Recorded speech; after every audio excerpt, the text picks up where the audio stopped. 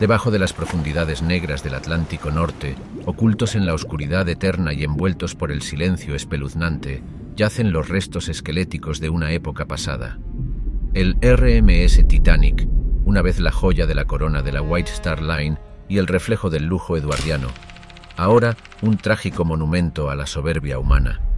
Partiendo de Southampton en su viaje inaugural el 10 de abril de 1912, llevaba en su vientre a más de 2000 almas, cada una con sus propios sueños de un nuevo mundo. Sin embargo, para muchos, sus sueños serían cruelmente engullidos por las olas heladas, sus destinos sellados por el fatídico encuentro del barco con un iceberg. Imagínate a ti mismo como un pasajero de tercera clase, como la desafortunada emigrante irlandesa Margaret Rice y sus 5 jóvenes hijos, o la mujer sueca de 19 años, Augusta Charlotta Lindblom, apretujados en el vientre del insumergible Leviatán, lejos del lujo de los camarotes de primera clase. ¿Qué habrías presenciado en esas desgarradoras horas finales? Era una jerarquía de supervivencia, una brutal manifestación de la división de clases que reflejaba la sociedad de principios del siglo XX.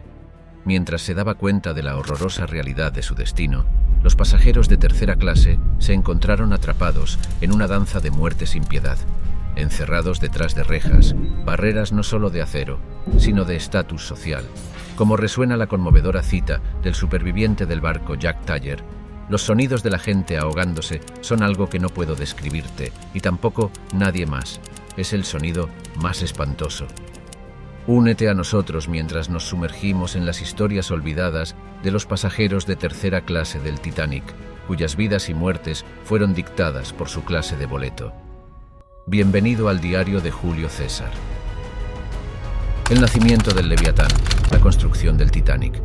En el corazón de Belfast, Irlanda del Norte, la colosal hazaña de ingeniería conocida como el Titanic comenzó a tomar forma en el año 1909. Alojado dentro del astillero Harland y Wolff, bajo los auspicios del diligente constructor naval Thomas Andrews, el Titanic era más que un buque, era un testimonio de la incansable búsqueda de grandeza de la humanidad.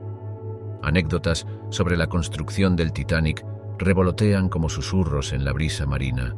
Un relato tal es la fascinante historia de los 1 millón de remaches, una banda de trabajadores dedicados, a menudo referidos humorísticamente como la pandilla de los remachadores, calentó y martilló en el vecindario de 3 millones de remaches, los pequeños pasadores de acero que mantenían unidas las placas de acero del Titanic. Estos héroes, no reconocidos, soportaron la carga física de la creación del barco, su trabajo resonando con cada golpe que soldaba la estructura del barco. La ceremonia de colocación de la quilla, a menudo considerada el nacimiento de un barco, tuvo lugar el 31 de marzo de 1909. A partir de ahí, el barco comenzó a elevarse, literalmente, con un andamio erigido a su alrededor. Esta estructura mamut, de un asombroso 228 pies de altura, albergaba el casco emergente del Titanic.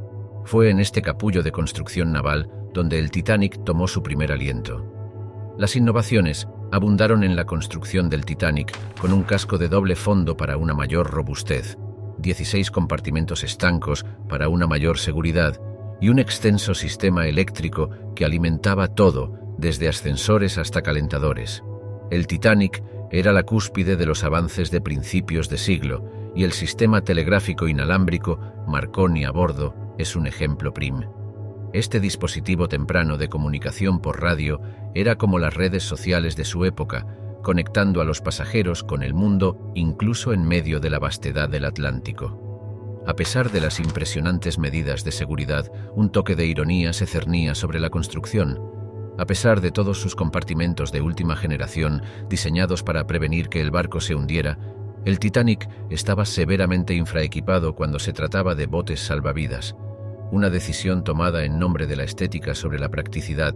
Esto resultaría ser un ominosamente trágico descuido. El Titanic fue el segundo de 3 transatlánticos de clase Olympic encargados por la White Star Line, una icónica compañía naviera dirigida por el astuto J. Bruce Ismay. Ismay estaba determinado a superar a su principal rival, la Cunard Line, que se jactaba de tener 2 transatlánticos romperécords, el Lusitania y el Mauretania. La White Star Line optó por perseguir el lujo y el tamaño en lugar de la velocidad, con el objetivo de proporcionar el viaje transatlántico más opulento posible. Esta decisión grabó para siempre el nombre del Titanic en las crónicas de la historia marítima. Durante su construcción, al Titanic a menudo se le refería como el Barco 401, una etiqueta aparentemente mundana para un buque tan ilustre. El nombre Titanic solo se le otorgó cuando estuvo listo para encontrarse con el mundo. Esto se hizo durante una ceremonia de lanzamiento, sencilla pero solemne, el 31 de mayo de 1911. Contrariamente a las tradiciones comunes de lanzamiento de barcos, no hubo un gran bautismo con una botella de champán. La White Star Line había abandonado hace tiempo esta práctica, añadiendo al aura de singularidad del barco. Y así, durante el transcurso de aproximadamente 2 años, el barco 401 se metamorfoseó en el Titanic, un emblema de la ambición implacable de la época. Nadie podría haber previsto entonces el trágico destino que este titán de los mares iba a encontrar.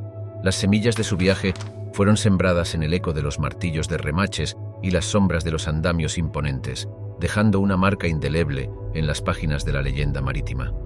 Elíseo en el mar, la opulencia sin rival del Titanic. En la edad dorada de los transatlánticos, el Titanic era el modelo de lujo, representando un reino casi etéreo de esplendor reservado para sus pasajeros de primera clase. Este magnífico palacio flotante era un espectáculo sin precedentes, un mundo rebosante de grandeza que eclipsaba a los hoteles más ilustres de la época. Cuando los invitados subieron al barco en abril de 1912, fueron recibidos por la impresionante escalera principal, el corazón palpitante del conjunto palaciego del Titanic. Esta maravilla arquitectónica estaba hecha del roble más fino, su superficie pulida reflejando el brillo de la cúpula de cristal ornamentada de arriba. La gloria coronada de la escalera era un reloj enclavado en un panel intrincado titulado Honor y Gloria coronando el tiempo, un símbolo conmovedor teniendo en cuenta el destino del barco. Sin embargo, la gran escalera era simplemente la obertura en la sinfonía de decadencia que era el Titanic. Paseando por el barco, uno se encontraría con el lujosamente decorado comedor de primera clase, un espacio que exudaba elegancia y encanto. Fue aquí donde los estimados pasajeros como el coronel John Jacob Astor IV y Benjamin Guggenheim cenaron en comidas suntuosas, sus cubiertos centelleando bajo las arañas eléctricas. Se rumorea que el chef Auguste Escoffier, el rey de los chefs y el chef de los reyes, fue consultor para el menú del Titanic. La deliciosa ironía, sin embargo, era que el muy elogiado restaurante a la carta del barco no formaba parte de la White Star Line, sino que estaba alquilado al hotelero italiano Luigi Gatti. Más allá de la restauración, el Titanic aspiraba a servir como un oasis de placer y recreación. El gimnasio, bajo la dirección del entusiasta señor Thomas Macaulay, era un país de las maravillas de la aptitud eduardiana. Los pasajeros podían probar el camello eléctrico o el caballo mecánico, dispositivos que fueron los precursores del equipo de gimnasio moderno. Podían remar en una máquina de remar mecánica, mirando la infinita extensión del mar, una vista que daba una dimensión novedosa a su rutina de ejercicio. Para aquellos que buscaban actividades intelectuales, el barco contaba con una biblioteca bien surtida, mientras que aquellos con inclinaciones más sociales podían disfrutar del café parisien o la sala de fumadores, lugares que imitaban lugares sociales populares de la época. El café parisien, en particular, era un espacio soleado y acogedor con enrejados e hiedra, ofreciendo la ilusión de un café en la acera en el corazón de París. Ninguna comodidad en el Titanic estaba sin su toque de intriga. Uno de ellos era el baño turco, una oferta exótica en una época en la que los viajes internacionales eran un privilegio para pocos. Aquí, los invitados podían disfrutar del calor húmedo, seguido de un chapuzón en una piscina llena de agua salada bombeada directamente del gélido océano Atlántico. Este ritual de baño, una novedad para muchos, estaba supervisado por Madame Obar, una dama conocida por sus vigorizantes masajes. El Titanic, en toda su grandeza, era más que un barco. Era un microcosmos flotante del estilo de vida de la élite eduardiana, un refugio de placer, comodidad y opulencia. Los pasajeros de primera clase a bordo de su viaje inaugural estaban felizmente inconscientes de su destino inminente, perdidos en el torbellino de esplendor que era su hogar en el mar, esperanzas y sueños. Bajo cubierta, la historia de los pasajeros de tercera clase del Titanic. En ese fatídico viaje en abril de 1912, el Titanic no solo era un testimonio del pico de opulencia eduardiana, también llevaba los sueños de una nueva vida para cientos de pasajeros de tercera clase. Estas almas esperanzadas, portando sus aspiraciones en modestas maletas, encontraron sus camarotes bajo cubierta, muy alejados de la decadencia que definía a la primera clase. Los alojamientos de tercera clase eran un estudio de modestia, con habitaciones diseñadas para 2 a 6 ocupantes, en marcado contraste con las lujosas suites privadas de arriba. Estaban amueblados simplemente, con literas, un lavabo y un pequeño armario. Pero incluso estos modestos cuartos representaban un avance en las condiciones de viaje para los pasajeros menos acaudalados. La White Star Line había hecho un esfuerzo concertado para proporcionar mejor que la clase de emigrantes en otros barcos, ofreciendo comodidades como ropa de cama y cabinas calefaccionadas. Sin embargo, la experiencia a bordo del Titanic fue muy diferente para estos pasajeros. Las instalaciones recreativas eran modestas en el mejor de los casos. Podían reunirse en la sala común para música, risas y camaradería. Las anécdotas de sesiones de música improvisadas y secuencias de baile animadas resuenan con el espíritu de resistencia y humanidad compartida entre estos pasajeros. Los inmigrantes irlandeses, como Margaret Molly Brown, eran conocidos por compartir canciones tradicionales gaélicas, sus voces creando un melódico escape de la rutina mundana. En un gesto hacia la diversidad cultural entre los pasajeros de tercera clase, el Titanic proporcionó comidas que satisfacían diversos gustos. Artículos de desayuno como porridge, arenque ahumado y papas con chaqueta ofrecían un sustento saludable, mientras que los menús de cena mostraban una variedad de platos simples pero sustanciosos. Las comidas servidas eran un indicador del tapiz multicultural que componía la tercera clase. Una historia a menudo compartida es la de la familia Goodwin, que viajaba para comenzar una nueva vida en Estados Unidos. La familia de 8 personas tuvo que conformarse con un espacio mínimo y, sin embargo, el espíritu de aventura hizo que esta fuera una experiencia emocionante para los niños. Los espacios estrechos fomentaban un sentido de comunidad, donde las historias, las aspiraciones y la amabilidad se compartían tan fácilmente como los panes de pan. Sin embargo, no todo era perfecto. El diseño laberíntico del barco a menudo dejaba a estos pasajeros desorientados. Agravando los problemas estaban las barreras del idioma, ya que muchos de los pasajeros de tercera clase eran inmigrantes que hablaban poco inglés. A pesar de estos obstáculos, muchos pasajeros de tercera clase consideraban el viaje a bordo del Titanic una gran aventura. La adolescente Kate Gilnagh veía el viaje como una puerta a la libertad, recordando más tarde la emoción que sintió cuando subió al barco por primera vez. Para ella y muchos otros, el Titanic era un trampolín hacia un futuro más brillante. Curiosamente, los niños de tercera clase tuvieron el privilegio de experimentar una porción del lujo del barco. Las estrictas barreras de clase se suavizaron para ellos y se les permitió explorar partes del barco que de otro modo eran inaccesibles para los adultos. Se sabe que el travieso Frank Goldsmith, de 6 años, se aventuró en el espacio abierto de segunda clase, donde se deleitó con la libertad que ofrecía. El destino de los pasajeros de tercera clase estaba intrínsecamente ligado a su ubicación en el barco. Cuando ocurrió el desastre, la realidad de su situación se puso en evidencia. Mientras los pasajeros de primera clase fueron alertados de inmediato, aquellos debajo de la cubierta se enteraron del iceberg solo cuando el agua comenzó a filtrarse en sus cuartos.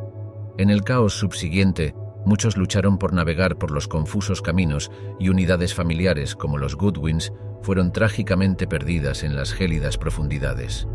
Las almas del mar, personalidades intrigantes a bordo del Titanic. Un barco es simplemente un recipiente al que se le da vida y carácter por las personas que lo habitan. Esto nunca fue más cierto que para el Titanic, cuyo breve viaje estuvo poblado por un intrigante elenco de personajes, cuyas historias resuenan a través de la historia, cautivando nuestras imaginaciones.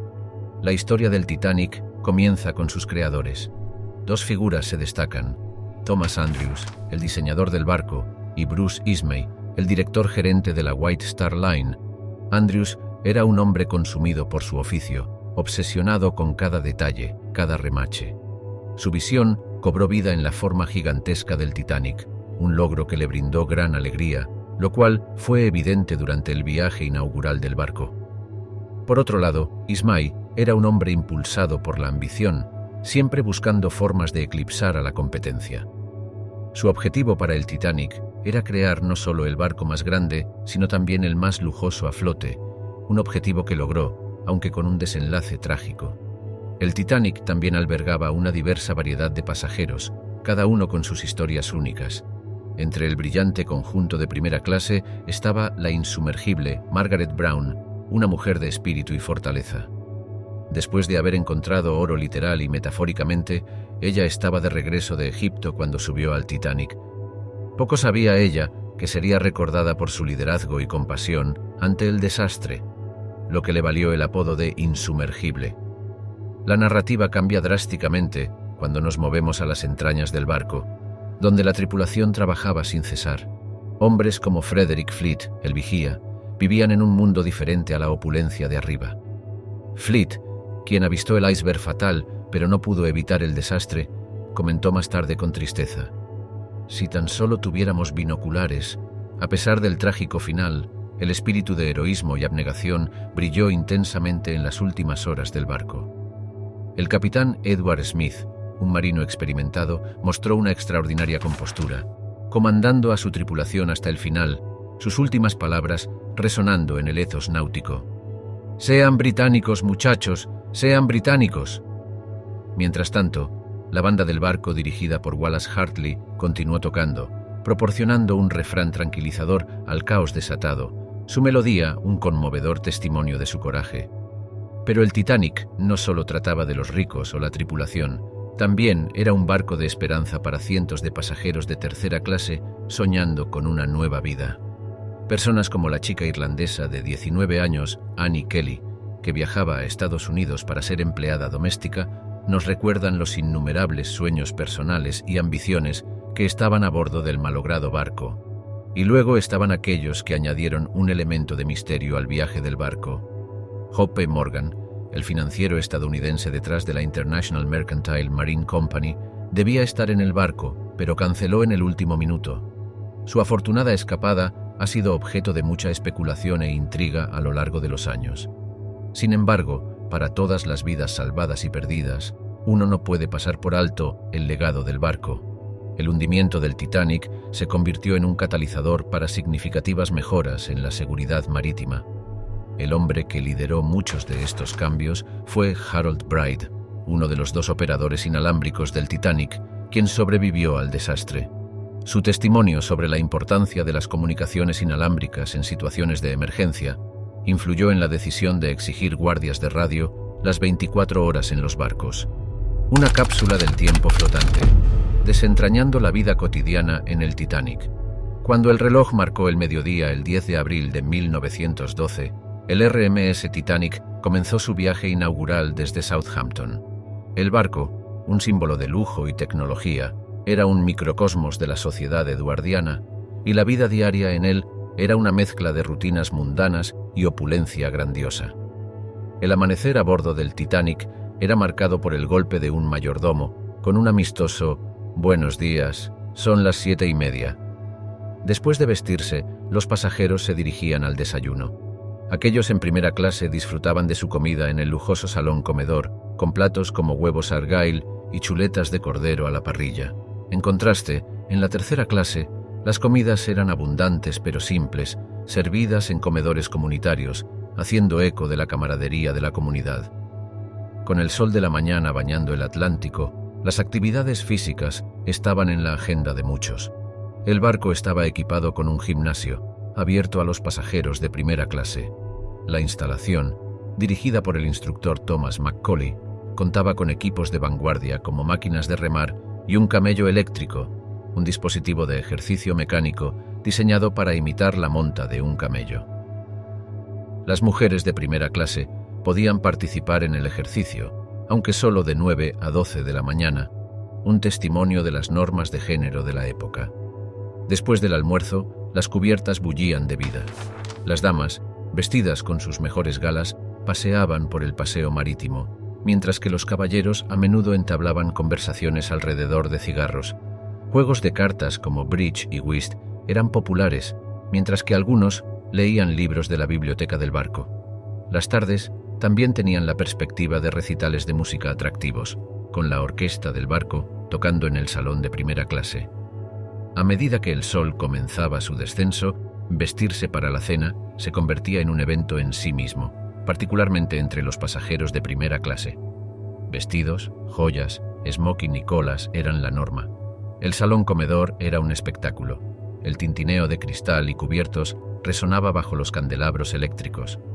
Una cena de 10 platos, artísticamente elaborada por el chef Charles Proctor y su equipo, era el punto culminante del día. Mientras la primera clase cenaba con estilo, la realidad era diferente para los pasajeros de tercera clase. Comían en comedores que eran sencillos pero cómodos. Sin embargo, ellos también tenían momentos de alegría. A menudo se reunían para música y baile en sus áreas comunitarias. Los niños correteaban, su risa un delicioso contraste con la imponente grandeza del barco.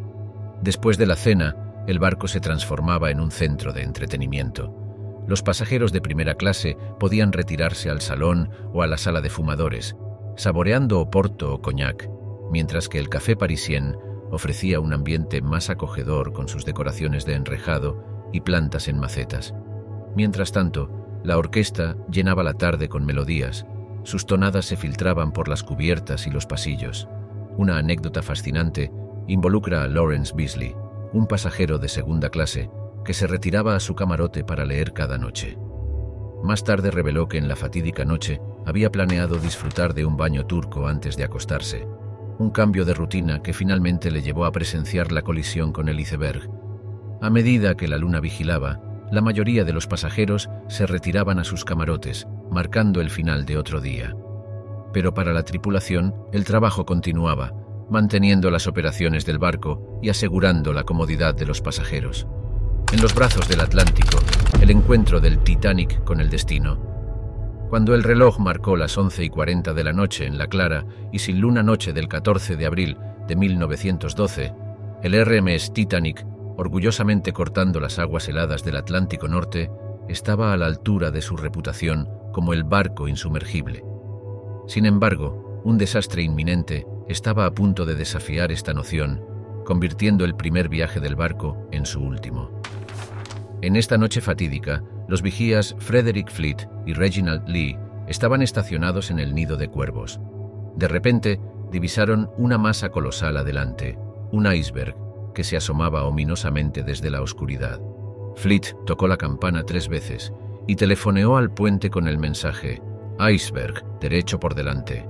El primer oficial, William McMaster Murdoch, ordenó un duro a estribor y todo atrás en un intento de evitar el iceberg. Pero el tiempo no estaba de su lado. El Titanic rozó el iceberg y una serie de golpes se sintieron en todo el barco. Para el pasajero desprevenido podría haber parecido una pequeña incomodidad, pero como sabemos ahora, era todo lo contrario. El iceberg había golpeado el lado de estribor del barco, abollando las placas del casco y abriendo una serie de rasgaduras que se extendían a una longitud de unos 300 pies. El capitán Edward John Smith, un marino experimentado, pronto se dio cuenta de la gravedad de la situación.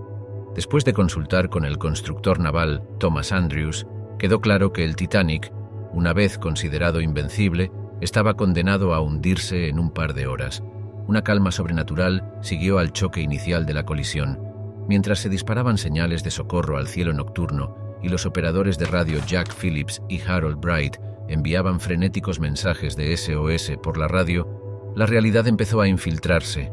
El Titanic se estaba hundiendo. Los botes salvavidas, trágicamente insuficientes para las 2.200 almas a bordo, estaban siendo lanzados. La confusión reinó. Las mujeres y los niños primero, una regla marítima no escrita, fue interpretada de manera diferente por los oficiales. Mientras que algunos solo permitían mujeres y niños, otros dejaban subir a hombres si no había mujeres o niños cerca. El primer bote salvavidas lanzado, el bote salvavidas 7, tenía una capacidad de 65, pero partió con solo 28 a bordo. En medio del caos, La orquesta del barco, dirigida por Wallace Hartley, continuó tocando, esperando calmar a los pasajeros con sus melodías. Más cerca, Dios mío, de ti. Fue reportado como su última canción, una melodía melancólica para un barco agonizante. Una curiosidad merece ser mencionada aquí. Charles Joughin, el panadero jefe del barco, sobrevivió de manera notable a las aguas heladas. Atribuyó su supervivencia a la cantidad considerable de whisky que había consumido, que lo mantuvo caliente y a flote hasta que encontró un bote salvavidas. Después de 2 horas y 40 minutos, a las 2:20 de la mañana del 15 de abril, el Titanic, una vez una maravilla de la ingeniosidad humana, se deslizó bajo la superficie del Atlántico. Cuando las luces del barco parpadearon por última vez, un silencio inquietante cayó sobre el mar. El insumergible había sucumbido al frío abrazo del Atlántico, dejando atrás una noche de terror y un legado que nunca se desvanecería. Un conmovedor recordatorio del poder de la naturaleza contra la ambición humana y un símbolo de la opulencia y la vulnerabilidad de una época pasada. Una carrera contra el tiempo. La desgarradora lucha de los botes salvavidas en el Titanic. En las gélidas garras de la noche atlántica del 15 de abril de 1912, las cubiertas del Titanic estaban llenas de miedo, desesperación y el estrepitoso caos de cientos de voces. El magnífico barco, ahora marcado por un enorme iceberg, se hundía progresivamente. En medio del terror, los pocos botes salvavidas a bordo del Titanic surgieron como islas de esperanza para los desesperados pasajeros. Aunque el Titanic superó los requisitos legales de la época, sus botes salvavidas eran severamente inadecuados para la cantidad de almas a bordo. El barco tenía una capacidad de transporte de alrededor de 3.500, pero sus 20 botes salvavidas solo podían salvar a un mero 1.178. Este déficit, sin embargo, no fue un descuido, sino el resultado de una decisión deliberada del director gerente de la White Star Line, J. Bruce Ismay, y el diseñador del barco, Thomas Andrews. Sentían que un exceso de botes salvavidas abarrotaría la cubierta y comprometería la estética del barco. La cruel ironía radicaba en el hecho de que el Titanic tenía la capacidad de albergar 48 botes salvavidas. El proceso de evacuación que siguió fue tan caótico como desgarrador. El protocolo de mujeres y niños primero entró en vigor, pero su implementación varió. Mientras que algunos oficiales se adhirieron estrictamente a él, otros permitieron que los hombres abordaran si las mujeres y los niños no estaban en proximidad inmediata. Notablemente, el primer oficial William Murdoch y el segundo oficial Charles Lightoller, interpretando el protocolo de manera diferente, crearon confusión entre la tripulación y los pasajeros. El primer bote salvavidas en lanzarse, el bote salvavidas 7, podía llevar a 65, pero solo llevaba a 28. Más tarde, el bote salvavidas 1, diseñado para llevar a 40, partió con solo 12 personas a bordo, incluyendo al propio Ismay. Este incidente provocó una controversia que persiguió a Ismay mucho después de la desaparición del Titanic. Las anécdotas de los botes salvavidas tejen un tapiz de emociones humanas, valentía y desesperación. En el bote salvavidas 6, el contramaestre Robert Hitchens dirigía mientras Molly Brown, una pasajera de primera clase y activista, animaba a las mujeres a remar y mantenerse calientes. Su viaje hacia el rescate estuvo lleno de discusiones y tensiones, con Hitchens insistiendo en que no volvieran por los sobrevivientes en el agua por miedo a ser inundados. El bote salvavidas 14, bajo el mando del quinto oficial Harold Lowe, llevaba alrededor de 70 pasajeros. Lowe, mostrando un coraje excepcional, transfirió a sus pasajeros a otros botes y volvió a los restos para recoger a los sobrevivientes, uno de los pocos botes que lo hicieron. Lograron rescatar a 4 hombres, uno de los cuales, tristemente, falleció en el bote. Quizás la más conmovedora es la historia del bote salvavidas desmontable D. El oficial Lightoller empujó famosamente este bote fuera del barco mientras las aguas estaban engullendo la cubierta. Unas 20 personas se subieron a él, aferrándose a la esperanza en medio de las heladas olas. Cuando se acercaba el amanecer y llegó el RMS Carpathia, los sobrevivientes en los botes salvavidas fueron rescatados. Sin embargo, los eventos de la noche, las historias de los botes salvavidas y los ecos de aquellos que no pudieron salvar quedaron para siempre grabados en la historia marítima. Ecos desde el Atlántico. Desgarradoras historias de los sobrevivientes del Titanic. En el escalofriante amanecer del 15 de abril de 1912, en medio del helado abrazo del Atlántico, el Titanic sucumbió a su acuoso destino. En las secuelas de la catástrofe marítima sin precedentes, las voces de los supervivientes resonaban, contando historias de horror, esperanza y el espíritu humano. Una de esas voces era la de Violet Jessop, una azafata de la White Star Line.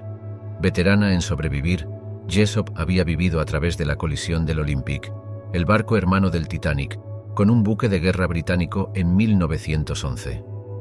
Cuando el Titanic comenzó su descenso, Jessop, tranquila y compuesta, recibió un bebé para cuidar en el bote salvavidas 16. Más tarde, de manera humorística, relató en sus memorias cómo, tras ser rescatada por el Carpathia, una mujer arrebató el bebé, diciendo simplemente: «Yo soy su madre». La prueba de Jessop no terminó con el Titanic.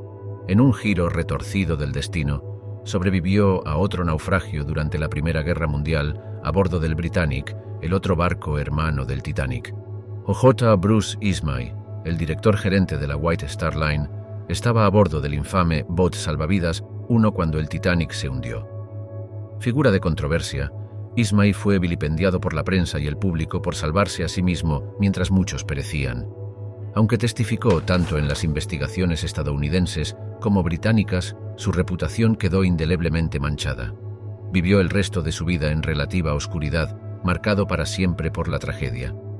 En una nota más alentadora, uno puede recordar la narrativa de la insumergible Molly Brown, la siempre resiliente pasajera de primera clase. Molly desempeñó un papel crucial en el bote salvavidas 6, motivando a las mujeres a remar y mantenerse calientes. Más tarde, en el Carpathia, organizó un comité de supervivientes, proporcionando ayuda práctica y apoyo emocional a los rescatados. Su espíritu indomable y sus acciones después del desastre le valieron un lugar entrañable en la historia del Titanic. La joven Ruth Becker, de apenas 12 años en ese momento, se encontró separada de su familia en el frenesí. Terminó en el bote salvavidas 13, viendo impotente cómo su madre y sus hermanos menores eran bajados en otro bote. Relató cómo las imágenes desgarradoras del barco hundiéndose, los angustiosos gritos de ayuda y el silencio absoluto que siguió la atormentaron durante años. Sin embargo, Ruth no era de las que se regodeaban en la miseria. Pasó a vivir una vida plena, trabajando como maestra en Massachusetts. Indiscutiblemente la última superviviente, Milvina Dean, tenía solo 9 semanas de edad cuando el Titanic se hundió. Su padre pereció en el desastre, pero ella, su hermano y su madre sobrevivieron. La vida de Milvina estuvo marcada por dificultades financieras y ocasionalmente vendía sus recuerdos relacionados con el Titanic para obtener ingresos.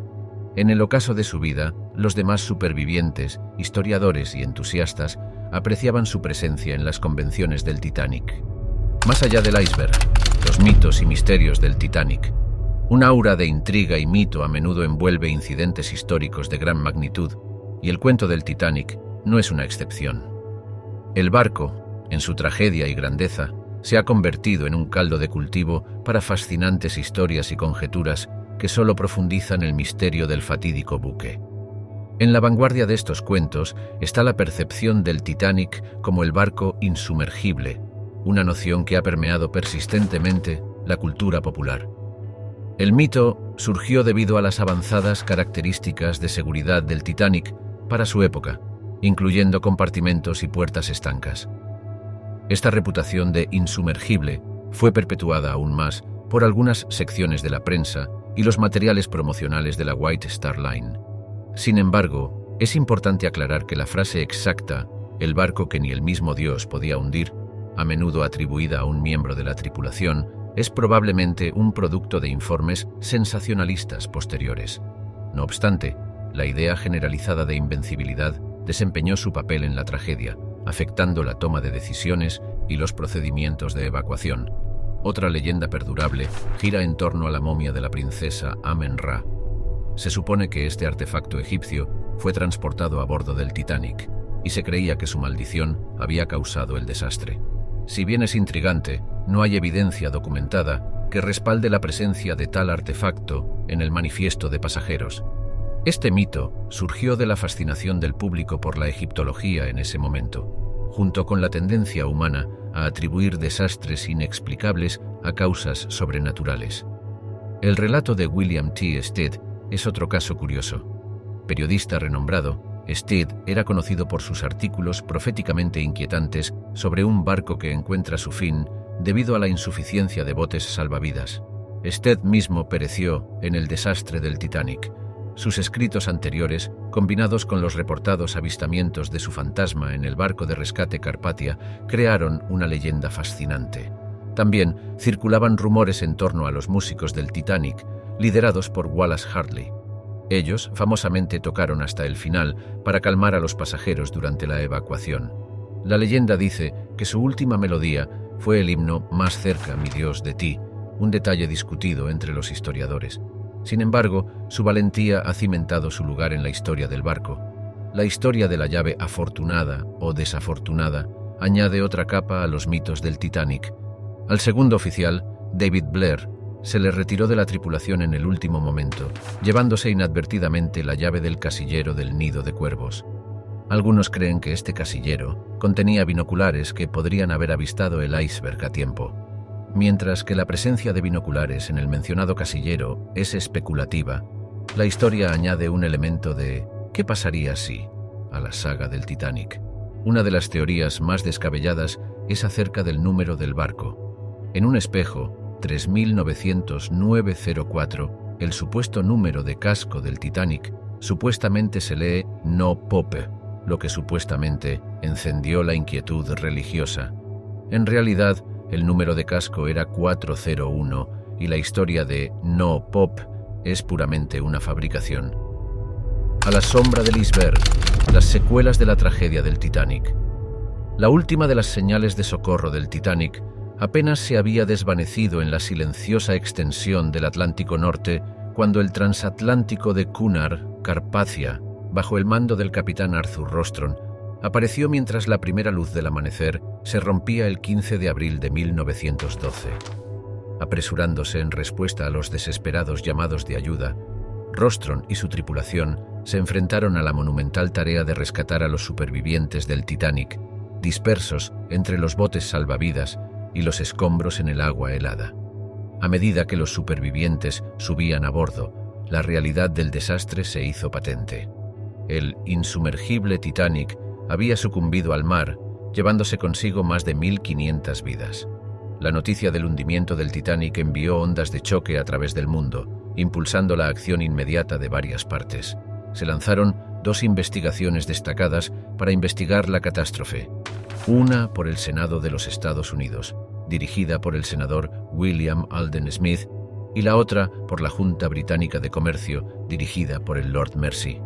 Ambas investigaciones, llevadas a cabo durante 1912, compartían un objetivo común: desvelar las razones detrás del desastre y asegurar que no se repitiera tal tragedia.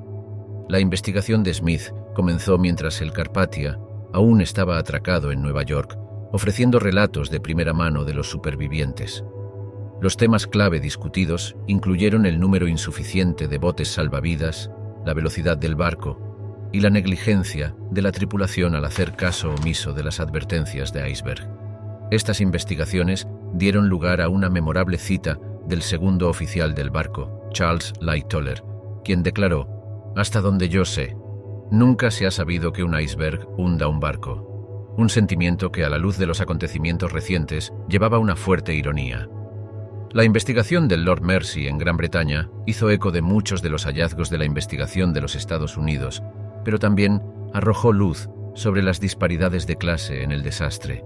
Las tasas de supervivencia de los pasajeros de primera clase oscurecieron dramáticamente las de los pasajeros de tercera clase, subrayando las graves desigualdades sociales de la época.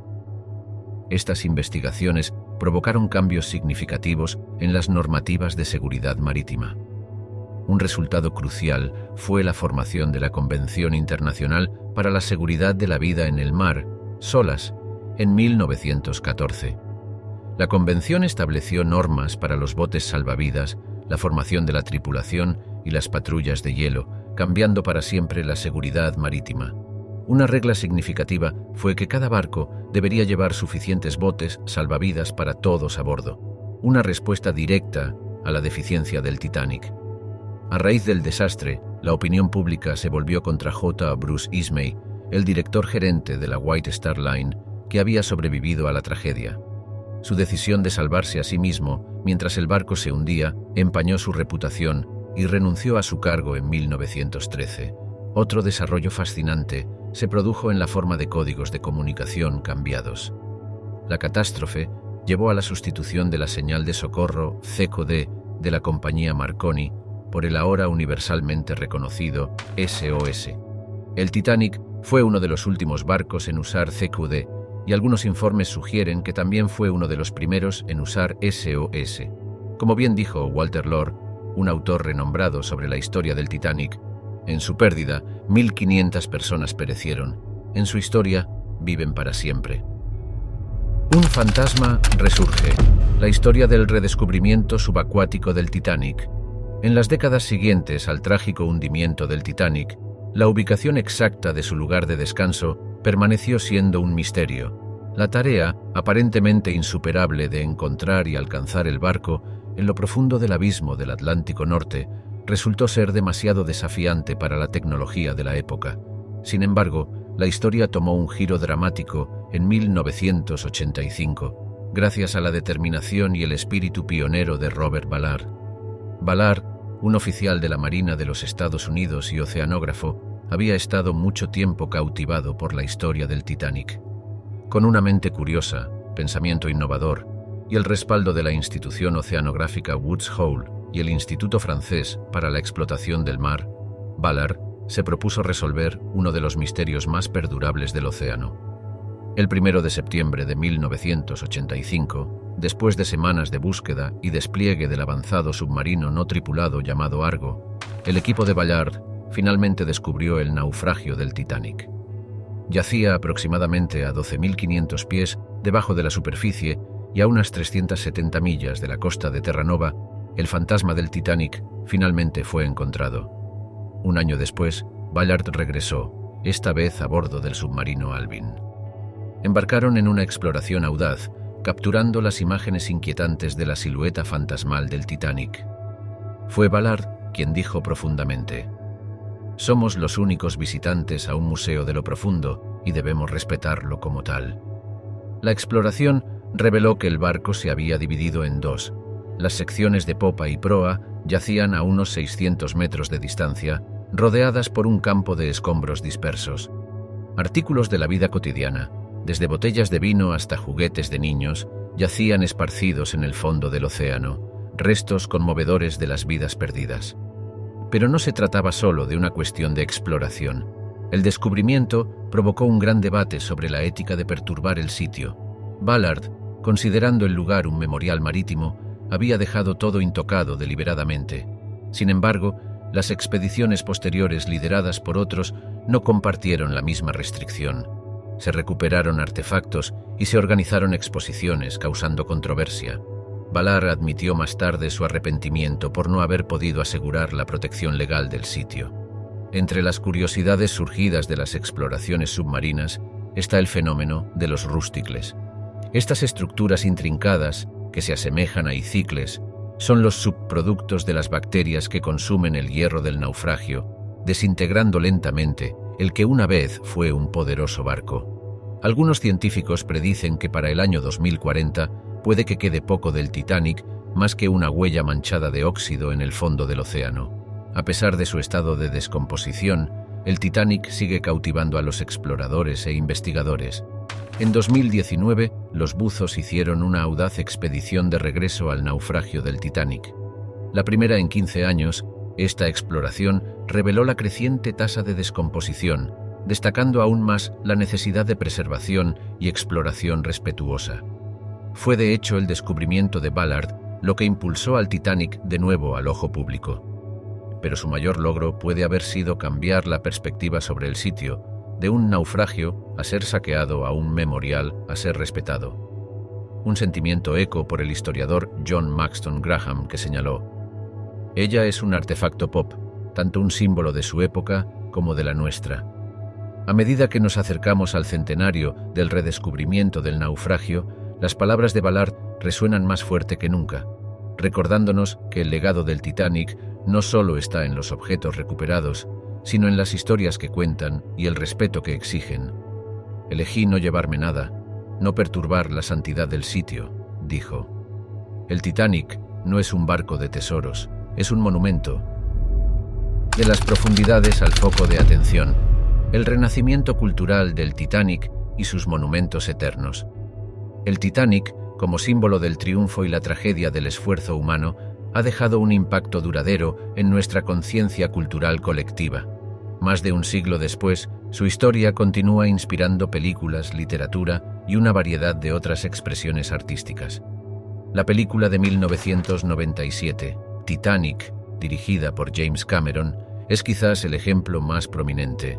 La película encapsula espectacularmente la grandiosidad del barco y su trágico final, convirtiéndola en una experiencia visual inolvidable. Con una narrativa conmovedora y la línea clásica, "Soy el rey del mundo", la película tocó la fibra de las audiencias en todo el mundo, convirtiéndose en un testimonio de la significación cultural duradera del barco. Pero el cine no es el único ámbito donde la historia del Titanic ha encontrado un hogar. El desastre ha sido inmortalizado en la literatura, con innumerables libros como A Night to Remember, de Walter Lord, que narra meticulosamente las últimas horas del barco. Incluso la música no fue dejada intacta. La balada de Gordon Lightfoot, The Wreck of the Edmund Fitzgerald, resuena con ecos de la tragedia del Titanic, cementando su lugar en nuestra narrativa cultural compartida. El atractivo del Titanic también ha moldeado los paisajes de varias ciudades alrededor del mundo, como se ve en los numerosos memoriales y museos.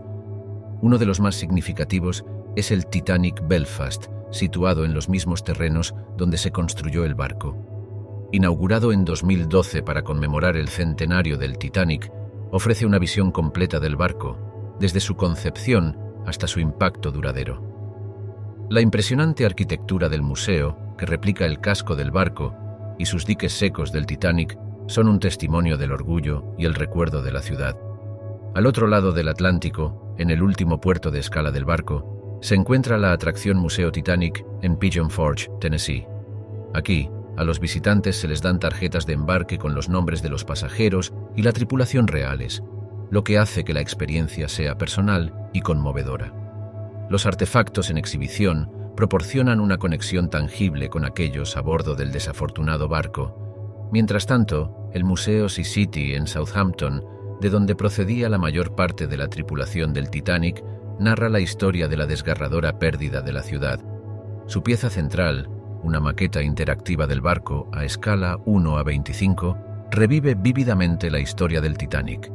Los monumentos también juegan un papel crucial en la preservación de la memoria del Titanic. El impactante monumento al Titanic en Washington, D.C., una estatua de un hombre con los brazos extendidos hacia el cielo, fue erigido por las mujeres de Estados Unidos en memoria de los hombres que demostraron "no hay mayor amor que este, que un hombre de su vida por sus amigos". Es igualmente notable el memorial a los músicos del Titanic en Southampton, dedicado a los 8 músicos que continuaron tocando mientras el barco se hundía, ofreciendo consuelo a través de su arte. La inscripción, "Su música se escuchará para siempre", simboliza su sacrificio desinteresado. Como el historiador John Wilson Foster acertadamente señaló, el Titanic, nombre y cosa, quedará para siempre como un monumento y una advertencia a la presunción humana. Al desembarcar de este viaje inmersivo, trazando la majestuosa trayectoria del Titanic desde su nacimiento hasta su duradera vida después de la muerte, permanecemos cautivados por su historia, una que ha abarcado continentes y siglos, una historia de grandiosidad y tristeza, de coraje y sacrificio, tejida en la tela de nuestra narrativa humana compartida. Su historia está inscrita no solo en los registros de la historia, sino también grabada en la conciencia colectiva, inmortalizada a través del arte, la literatura, el cine y los numerosos monumentos dedicados en su honor. En palabras del historiador Walter Lord, en cada desastre siempre hay un punto de no retorno más allá del cual las cosas nunca serán las mismas. El Titanic y su fatídico viaje alteraron para siempre nuestra percepción del progreso humano y el poder de la naturaleza, sirviendo como un potente recordatorio de nuestra vulnerabilidad, a pesar de nuestras ambiciones colosales. Al navegar las corrientes del tiempo, recordemos al Titanic, su grandiosidad, su tragedia y el espíritu humano indomable que se negó a ser hundido, que continúa resonando, eco e inspirando. Al trazar nuestros propios cursos, llevemos con nosotros las lecciones del Titanic, grabándolas no solo en el acero de nuestros barcos, sino en la médula misma de nuestra humanidad. Y mientras los últimos ecos de su SOS se desvanecen en la silenciosa noche de la historia, el Titanic sigue estando presente, susurrando su historia a aquellos que quieren escuchar, recordándonos la profundidad de nuestro coraje y la fortaleza de nuestra memoria colectiva.